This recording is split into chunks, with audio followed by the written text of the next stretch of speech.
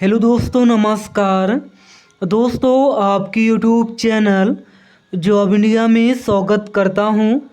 प्यारे दोस्तों, अभी आपने हमारे यूट्यूब चैनल जॉब इंडिया को सब्सक्राइब नहीं किया है, जल्दी से चैनल को सब्सक्राइब कर दो।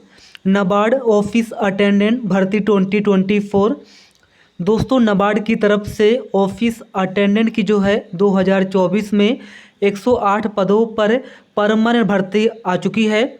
दोस्तों, 2 अक्टूबर से आपकी ऑनलाइन शुरू हो जाएगी और आप लोग 21 अक्टूबर 2024 तक फॉर्म को अप्लाई कर पाओगे। तो दोस्तों, बता दें पिछली बार कट ऑफ कितनी गई थी प्री के लिए, आज हम आपको इस वीडियो में जानकारी देने वाले हैं। आपको कुछ बेसिक जानकारी दे दें। देखिए, आपको बता दें 2019 में जो है, दिसंबर 2019 में जो है 73 पदों पर नाबार्ड ऑफिस अटेंडेंट की जो है भर्ती निकाली गई थी और 12 जनवरी 2020 जो है इसकी लास्ट डेट थी और 4 फरवरी 2020 को जो है इसका एग्ज़ाम हुआ था। तो दोस्तों, जो 73 पदों पर 2020 में एग्ज़ाम हुआ था प्री के लिए, उसके लिए कट ऑफ कितनी बनी थी इसकी जानकारी आज हम आपको इस वीडियो में देने वाले हैं। बिल्कुल pre state wise cut off यहाँ पे बताने वाले हैं। जैसे कि आंध्र प्रदेश की कट ऑफ कितनी गई थी प्री के लिए, इसकी जानकारी देंगे।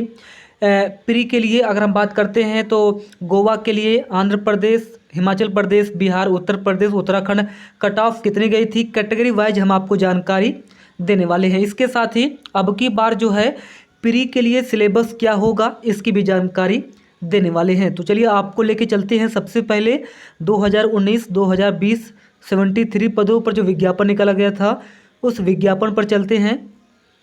देखिए, हम आपको बता दें 2019-2020 में वैकेंसी निकाली गई थी।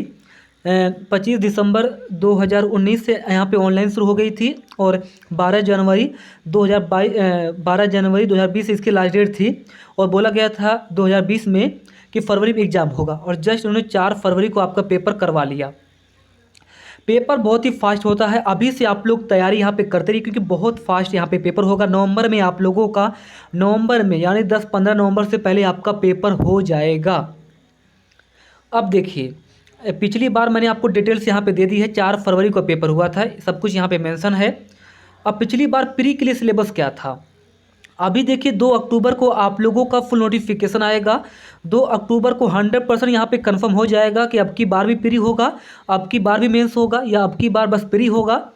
तो देखते हैं। वैसे 2020 में दोस्तों प्री हुआ था, 2020 में दोस्तों प्री हुआ था और इसके बाद मेंस हुआ था और मेंस के बाद एलपीटी हुआ था। एलपीटी बहुत ही नॉर्मल होता है, आपका जो है लैंग्वेज टेस्ट होता है जिसमें आपको निबंध लिखना रहता है, आपको कविता यहाँ पे सुनाना पड़ता है, कविता लिखना रहता है और इसके साथ ही एक न्यूज़पेपर आपको दिया जाता है आपके रीजनल लैंग्वेज में। जैसे आप यूपी से फॉर्म भरोगे तो आपका हिंदी रहेगा, राजस्थान वालों के लिए भी हिंदी रहेगा, बिहार वालों के लिए भी हिंदी रहेगा, उत्तराखंड के लिए हिंदी रहेगा।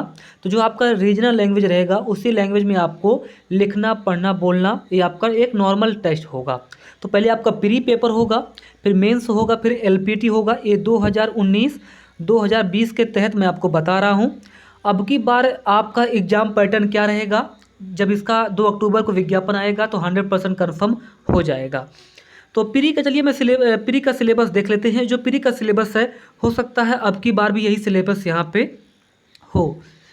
तो ये देखिए प्री का सिलेबस था जो कि 2019-2020 का ही सिलेबस है, जिसमें रीजनिंग से जो है 30 क्वेश्चन पूछे गए थे, 30 नंबर। इंग्लिश लैंग्वेज से 30 क्वेश्चन 30 नंबर के पूछे गए थे। जनरल अवेयरनेस से 30 क्वेश्चन 30 नंबर के पूछे गए थे और न्यूमेरिकल एबिलिटी से जो है 30 क्वेश्चन 30 नंबर के पूछे गए थे। 120 क्वेश्चन थे, 120 नंबर का था और 90 मिनट का समय था। 90 मिनट में जो है आपको 120 क्वेश्चन करने थे और 120 नंबर का था, एक क्वेश्चन 1 नंबर का था। ये दोस्तों प्री का सिलेबस मैं आपको बता रहा हूँ।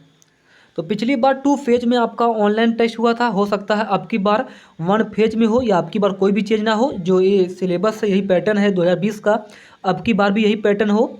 बाकी 1/4 का नेगेटिव मार्किंग है, इंग्लिश और हिंदी दोनों में आप लोग पेपर दे सकते हो। 1/4 का नेगेटिव मार्किंग है। चलिए आप सिलेबस देखते हैं प्री के लिए। बाकी मेंस के लिए सिलेबस क्या है मैं अलग से बता दूंगा। बाकी पिछली बार जो प्री था ये क्वालिफाई था, यानी मेरिट में इससे मार्क्स यहाँ पे ऐड नहीं हुए थे।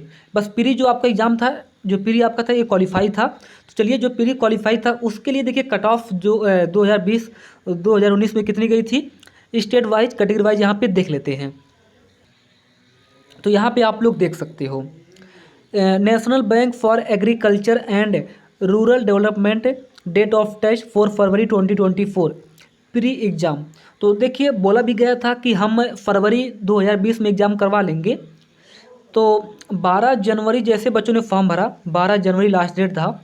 इसके बाद 4 फरवरी 2020 को प्री एग्ज़ाम हुआ जो कि 120 मार्क्स का हुआ था और इसी बेस पर कट ऑफ भी बनाया गया है। यहाँ पे स्टेट दिया गया है, एससी के लिए कट ऑफ है। देखिए कहीं जहाँ पे वैकेंसी नहीं है वहाँ पे कट ऑफ के बारे में बताया नहीं गया है। ये जो माइनस माइनस करके है ना ये गैप, वहाँ पे वैकेंसी नहीं है इसलिए एससी की कट ऑफ नहीं है, एसटी के लिए कट ऑफ नहीं है। जहाँ जहाँ पे कट ऑफ वहाँ पे वैकेंसी थी। तो ये देखिए SC ST OBC EWS UR category का आप लोग कट ऑफ देख लेना। यहाँ पे देखिए आंध्र प्रदेश में जो है ओबीसी के लिए 84.50 कट ऑफ गई थी और आंध्र प्रदेश में बस ओबीसी के लिए वैकेंसी थी, तो ओबीसी के लिए बताई गई है। अब देखिए अरुणाचल प्रदेश में जो है यूआर कैटेगरी के लिए 42.50 यहाँ पे कट ऑफ गई थी। छत्तीसगढ़ के लिए यूआर कैटेगरी में 67.75 यहाँ पे कट ऑफ गई थी। गोवा के लिए जो है 30, जी हाँ गोवा के लिए यूआर कैटेगरी में जो है 30 मार्क्स यहाँ पे गया था कट ऑफ, बहुत ही कम गया था गोवा में, बहुत ही कम, 30 नंबर गया था 120 में गोवा के लिए। और इसके बाद देखिए गुजरात की बात करते हैं तो गुजरात में जो है 83.25 यूआर कैटेगरी के लिए कट ऑफ गई है। और हरियाणा की बात करते हैं तो हरियाणा में जो है ओबीसी में जो है 80 नंबर कट ऑफ गई थी प्री के लिए और 86.75 कट ऑफ गई थी यूआर कैटेगरी के लिए। हिमाचल प्रदेश में जो है यूआर कैटेगरी के लिए 84.50 यहाँ पे कट ऑफ गई थी out of 120। Jammu and Kashmir में जो है 81.25 यूआर कैटेगरी कट ऑफ गई थी।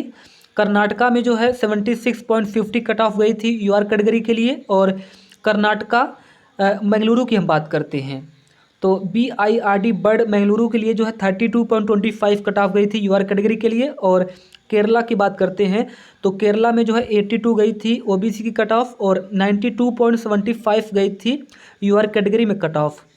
महाराष्ट्र की बात करते हैं तो head office Mumbai, Maharashtra head office Mumbai में सबसे ज़्यादा वैकेंसी थी और यहाँ पे एसटी के लिए 63 कट ऑफ गई थी, ओबीसी के लिए 80.50 कट ऑफ गई थी और ईडब्ल्यूएस के लिए 67.50 कट ऑफ गई थी और यूआर कैटेगरी के लिए 93.50 यहाँ पे कट ऑफ गई थी।